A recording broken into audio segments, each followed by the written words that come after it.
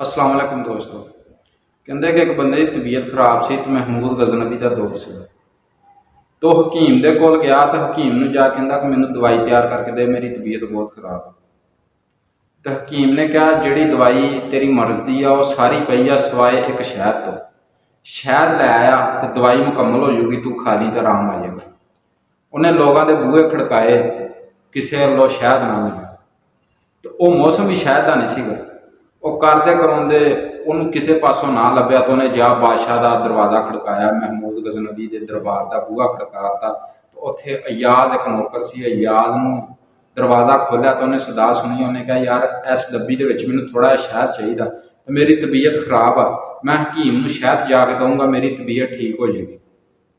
उन्हें कहा ठहर मैं बादशाह नूं पुछ लवां तो शहद दे देंगे। बादशाह थोड़ी देर बाद आए। बादशाह ने अयाल ने पूछा फकीर किदां बैठा है, ये बंदा किदां बैठा। उन्हें कहा जी बादशाह सलामत, इस बंदे नूं शहद की जरूरत है, डब्बी च शहद मंगदा।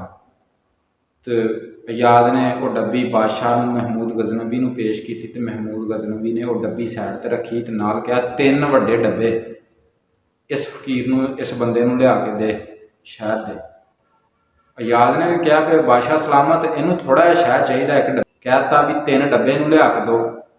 तो बादशाह ने अगों बड़ी चंगी गल की। महमूद गजनवी ने कहा कि इन्हें अपनी हसीयत के हिसाब नाल अपने ते सवाल किया, मैं बादशाह मैं बादशाही तरीके नाल देंगा।